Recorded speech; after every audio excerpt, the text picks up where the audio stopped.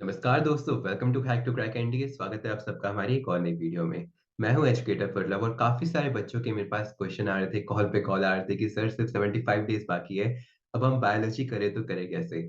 तो इसी प्रॉब्लम का सोल्यूशन लेकर मैं आपके लिए आ गया हूं कि लास्ट 75 डेज बचे हैं, तो इसमें आप लोग बायोलॉजी कैसे प्रिपेयर कर सकते हो। तो चलिए बिना टाइम वेस्ट करते हुए अपनी वीडियो को स्टार्ट करते हैं। और ये स्ट्रेटजी कोई मन घड़त नहीं होने वाली है, प्रॉपर पास्ट ईयर एनालिसिस के ऊपर होने वाली है। जितने लोग मुझे ऑलरेडी जानते हैं, मेरे से पढ़ चुके हैं, वो लोग तो मेरे को पता है, मेरे ऊपर ट्रस्ट करते हैं। लेकिन जो लोग नए हैं उनको मैं पहले ही बता दूं कि ये वीडियो कोई भी ऐसे वैसी चीजों पे नहीं है, बल्कि प्रॉपर पास्ट ईयर एनालिसिस के ऊपर है, ठीक है। ताकि आप लोग अपने आने वाले 75 डेज को बहुत इंपॉर्टेंटली कैसे यूज कर सकते हो। तो देखो, सबसे पहले when it comes to biology, तो बायोलॉजी के लिए आपको एक चीज समझनी पड़ेगी कि 75 डेज बचे हैं सिर्फ। तो सबसे पहले अपने आप को एनालाइज करो कि क्या आप लोगों ने इनफ पढ़ाई करी है, क्योंकि 75 दिनों में आप टॉपर नहीं बन सकते हो, इस बात को आपको एक्सेप्ट करना पड़ेगा, ठीक है। तो when it comes to GET का पेपर, तो आपको पता है जीईटी में टोटल 150 क्वेश्चन आते हैं, जिसमें अगर आप देखो तो इंग्लिश के 50 होते हैं, साइंस सेक्शन जिसे हम जनरल साइंस की कैटेगरी में रखते हैं उसमें 50 आते हैं, और जनरल सोशल साइंस या फिर आप जीके कह सकते हो जनरल नॉलेज, उससे 50 आते हैं, ठीक है। तो सबसे पहले तो आप ये बात जान के रखो, जो कि बहुत सारे बच्चों में मिसकंफ्यूजन होती है, कि क्या सेपरेट कट ऑफ का मतलब क्या होता है। देखो बच्चों, दो पेपर होते हैं, एक होता है एनडीए के मैथ्स का और एक होता है एनडीए के जीएटी का, ठीक है। तो when it comes to the separate cut off या फिर सेक्शनल कट ऑफ, तो सेक्शनल कट ऑफ का मतलब होता है कि आपका मैथ्स का पेपर इंडिविजुअली क्लियर होना चाहिए, तभी आपका जीएटी का पेपर जो होता है वो चेक भी होता है। और ये सेक्शनल कट ऑफ जाती है 25% कम से कम, ठीक है, मान के चलो 25%। ओके, जहां तक पास्ट ईयर में हम लोगों ने देखा है। तो आपको पता है कि सेक्शनल कट ऑफ का मतलब ये नहीं होता कि आपको इंग्लिश में ही 25% चाहिए, फिजिक्स में ही 25 चाहिए, केमिस्ट्री में 25 चाहिए, बायोलॉजी में 25 चाहिए। अगर ऐसा होता ना, तो पेपर में ना अलग अलग सेक्शन बन के आए होते कि भाई बायोलॉजी सेक्शन शुरू हो गया, केमिस्ट्री शुरू हो गया। ना कि बेसिकली ऐसे ही होता कि आपका पूरा का पूरा जीएटी एक साथ दे रखा है, ठीक है। तो आप देख सकते हो when it comes to biology, तो आप देख सकते हो कि बायोलॉजी में हर साल कम से कम 9 से 12 क्वेश्चन आते हैं, ठीक है। केमिस्ट्री में भी 9 से 12 आते हैं, फिजिक्स में आते हैं 22 से 24 क्वेश्चन।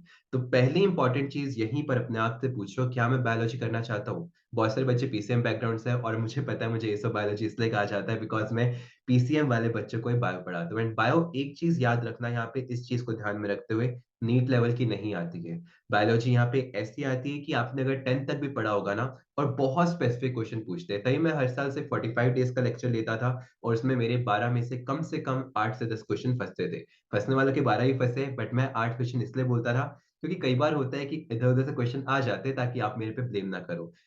मैं अपने आप को ट्रू रखना चाहता था, इसलिए मैं हमेशा बोलता हूँ कि 12 में से 8 मेरे फंसे हैं, ठीक है।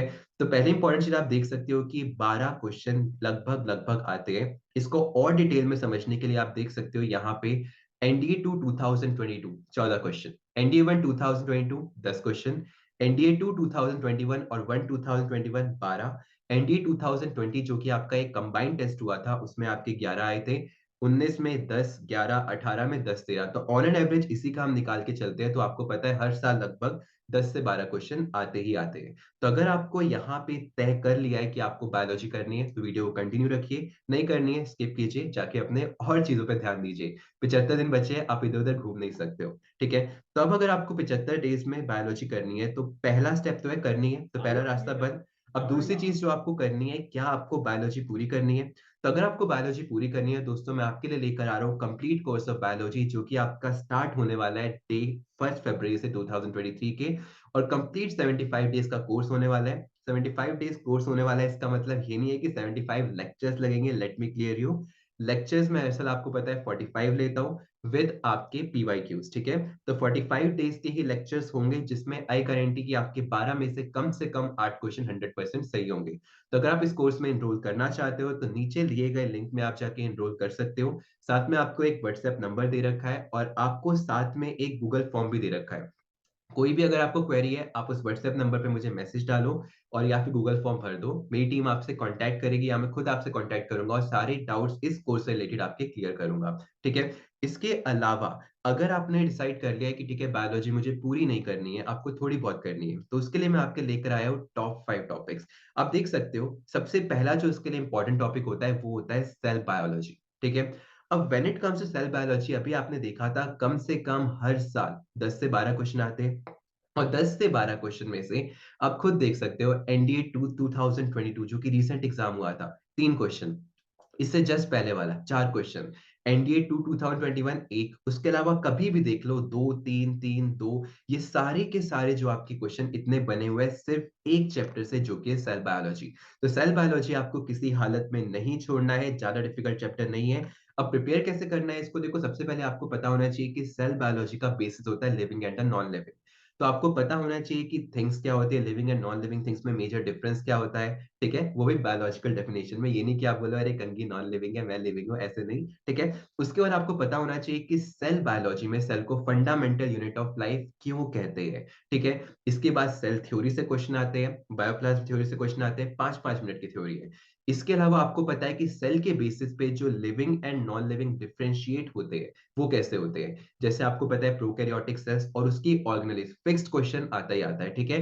प्रोकैरियोटिक्स का मतलब क्या होता है? यूनिसेलुलर ऑर्गेनिज्म जिसमें सिर्फ एक सेल पाया जाता है। फिर आते हैं यूकैरियोटिक सेल। यूकैरियोटिक सेल का मतलब होता है मल्टी सेलुलर ऑर्गेनिज्म, जिसके अंदर आपका फर्दर आपको पढ़ना होता है एनिमल सेल्स और प्लांट सेल्स के बारे में, और एनिमल सेल्स और प्लांट सेल के बीच का डिफरेंस, ठीक है? इसके बाद प्रोकैरियोटिक और यूकैरियोटिक के बीच का डिफरेंस, और इसके अलावा एक और टर्म आता है असेलुलर, जिसके अंदर हम लोग वायरस को पढ़ते हैं, ठीक है? तो इन सब के ऊपर क्वेश्चन आता है। और एक और टॉपिक है सेल डिवीजन। सेल डिवीजन देखो इतना टारगेटेड नहीं है, बिकॉज़ ये थोड़ा 11th-12th में ज़्यादा पढ़ाया जाता है, तो इससे लास्ट 15 साल में अगर आप देखोगे तो मुश्किल से 2 बार क्वेश्चन बने हैं। तो इसको मैं बोलता हूँ सेल डिवीजन स्किप करना चाहो कर सकते हो। हेक्टिक भी है और साथ में आपका जो है इतना स्कोरिंग भी नहीं है, ठीक है? नेक्स्ट टॉपिक जो आता है वो आपका आता है ह्यूमन न्यूट्रिशन। तो ह्यूमन न्यूट्रिशन में आप देख सकते हो, आप बोलोगे इसमें तो क्वेश्चन कम है, लेकिन कंसिस्टेंसी देखो। 2 question, 1 question, 1 question, 1 question, 1 question, 2 बार 0 आए, आई एग्री। लेकिन अगर आप यही 2 चैप्टर देखो, एनडीए 2 2022 में 4 क्वेश्चन सेल से, 2 क्वेश्चन ह्यूमन न्यूट्रिशन से, टोटल आए थे 14 क्वेश्चन। 14 में से 6 क्वेश्चन तो इन्हीं 2 चैप्टर्स ने कर दिए, और इन 2 चैप्टर में, ये सेकंड चैप्टर है, इसमें तो आपको कुछ करना ही नहीं होता प्रिपेयर। सबसे पहले आपको पता होना चाहिए कि एनिमल्स में मोड ऑफ न्यूट्रिशन क्या होता है। अगर मैं मोड ऑफ न्यूट्रिशन की बात करूं तो आपको पता है हेटेरोट्रॉप्स एंड ऑटोट्रॉप्स, है ना? प्लांट्स और एनिमल्स को डिफरेंशिएट करते हैं। उसके बाद जो मेजर आता है टाइप ऑफ न्यूट्रिएंट्स, ठीक है? जिसको आपको पता है हम 2 पार्ट में डिवाइड करते हैं, macronutrient and micronutrient. As the name suggest, macro means बड़े और माइक्रो मीन्स छोटे। तो टोटल आपके 7 न्यूट्रिएंट्स होते हैं। Carbohydrates, fats, proteins, fibre, water, इन सब के बारे में आपको पढ़ना है, मैक्रोन्यूट्रिएंट्स। तो माइक्रोन्यूट्रिएंट्स के अंदर विटामिन्स एंड मिनरल्स, और सबसे इंपॉर्टेंट डेफिशिएंसी डिसीज, जिससे क्वेश्चन आता ही आता है। पिछले पीवाई की अगर आप करके देखोगे ना, विटामिन सी की कमी से क्या होता है? Scurvy, scurvy, scurvy, repeated question इतनी बार, मतलब एज इट इज क्वेश्चन पूछा हुआ है। Deficiency disease is one of the most targeted topic जो एनडीए टारगेट करता ही करता है, ठीक है? थर्ड टॉपिक जो आता है वो आता है प्लांट्स, टिश्यूज एंड हार्मोन्स। ये चैप्टर मैंने क्यों उठाया आप खुद देख सकते हो, just because of its consistency. अब कंसिस्टेंसी का मेरा क्या मतलब है, आप देख सकते हो एनडीए 2 2022 को अगर छोड़ दिया जाए, तो इसके अलावा हर एक साल में लगातार एक क्वेश्चन आया, और एनडीए 2021 में तो आप देख सकते हो कि यहाँ पर आपके टोटल 3 क्वेश्चन बने हैं, ठीक है? तो इसीलिए मैं बोल रहा हूँ कि ये चैप्टर बहुत इंपॉर्टेंट है, और इसको करना बच्चों के लिए बहुत ईज़ी होता है। क्यों? आप देख सकते हो आपके सामने यहाँ पर एक छोटा-सा, मैं थोड़ा साइड होता हूँ, ये छोटा-सा क्या है ना, आपके सामने एक टेबल है। अगर आपने इस टेबल को अच्छे से समझ लिया, मान लो ये 3, 2, 5, 2, 7, तो इस 7-8 डेफिनिशंस को अगर आपने अच्छे से समझ लिया ना, तो इसका मतलब आपका पूरा का पूरा ये टॉपिक प्रिपेयर है, ठीक है? आई नो, देखो बायोलॉजी में बच्चों को दिक्कत क्यों आती है, क्योंकि लैंग्वेज में थोड़ी दिक्कत होती है। इसके अलावा आपको पहले से ना एक डर होता है अंदर, क्या मैंने तो बायोलॉजी पढ़ी ही नहीं है, ठीक है? तो इस डर को निकालो, साथ में डर निकालेंगे, आराम से कॉन्कर करेंगे, ठीक है इसको? तो अब देखो, अगला जो चौथा टॉपिक आता है वो आता है ह्यूमन सिस्टम्स। अब एनडीए का ह्यूमन सिस्टम्स फेवरेट टॉपिक क्यों है, इस चीज को आपको समझना पड़ेगा। क्योंकि when it comes to human system, आप देख सकते हो 2-1, 2-1, 3-1, 1-3, हर बार इतने क्वेश्चन आए हैं। और अभी तक अगर आप देखो, मैंने 4 चैप्टर बताए, उसमें से आपके एनडीए 2 2022 में 14 में से 8 क्वेश्चन कवर हो चुके हैं, ठीक है? तो आप देखो, ह्यूमन सिस्टम्स इसलिए एनडीए को पसंद आता है क्योंकि इसमें बहुत वैराइटीज होती है। जैसे आपको पता है digestive system, circulatory system, respiratory system, excretory system, endocrine system, immune system, muscular system, nervous system, reproductive system, skeletal system. तो एनडीए के पास ना बहुत सारी चॉइसेस होती है कि यार मैं इस वाले को क्वेश्चन दूं आज, चलो अगले एग्जाम में मैं इससे क्वेश्चन दे दूंगा, उसके अगले से इससे दे दूंगा। तो ये वाला टॉपिक ना बहुत टारगेटेड होता है, और हर एक आप मान के चलो कि बहुत ज्यादा मुश्किल नहीं होता है। अगर आपने थोड़ा बहुत 10th तक भी पढ़ा होगा ना, तो आप इस चैप्टर को बड़े आराम से कॉन्कर कर लोगे। और जो आखिरी टॉपिक आता है वो हमारा आता है मिसलेनियस टॉपिक। अब मिसलेनियस टॉपिक से मेरा कहने का मतलब क्या है कि जो टॉपिक बहुत छोटे-छोटे होते हैं, जिनको लोग खासकर इग्नोर कर देते हैं। जैसे फोटोसिंथेसिस हो गया, छोटा-सा टॉपिक है ना? ट्रांसपिरेशन हो गया, रिप्रोडक्शन हो गया प्लांट्स में, एंजियोस्पर्म, जिम्नोस्पर्म में डिफरेंस हो गया, मूवमेंट ऑफ प्लांट्स हो गया। तो ऐसे क्वेश्चंस को मैंने मिसलेनियस में रखा है जिससे आपके काफ़ी ज़्यादा क्वेश्चंस आते हैं। तब आपको डिसाइड करना है कि आपको बायोलॉजी छोड़नी है, इन 5 टॉपिक्स पे जाना है या फिर आपको कंप्लीट कोर्स करना है। कंप्लीट कोर्स करना है तो इस कोर्स का लिंक भी डिस्क्रिप्शन में है, व्हाट्सएप नंबर भी है और साथ में आपका गूगल फॉर्म भी है। और इसके रिगार्डिंग मैं एक फ्री क्लास भी क्रिएट कर रहा हूँ, फ्री कोर्स काइंड ऑफ, जिसके अंदर हम डेमो रखेंगे, ठीक है?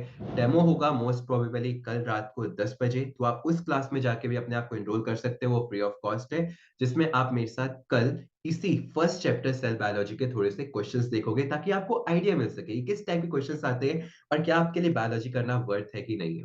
तो आई होप आपको ये सारी चीजें समझ में आई होगी कि आने वाले 75 डेज आपको कैसे यूटिलाइज करने हैं, ठीक है? तो मिलते हैं हम कल रात को 10 बजे अपने free special class kind of में, जिसमें हम लोग क्या करेंगे, थोड़ा सा आपको मेरे साथ पढ़ने का एक्सपीरियंस भी मिलेगा और साथ में आपको जिस प्लेटफ़ॉर्म में पढ़ाने वाला हूँ, उसका भी टच मिलेगा, है ना? और उसके बाद हम 1 फरवरी से अपना कोर्स स्टार्ट करेंगे। तब तक के लिए जय हिंद, जय भारत। मिलते हैं हम अपनी 1 तारीख को।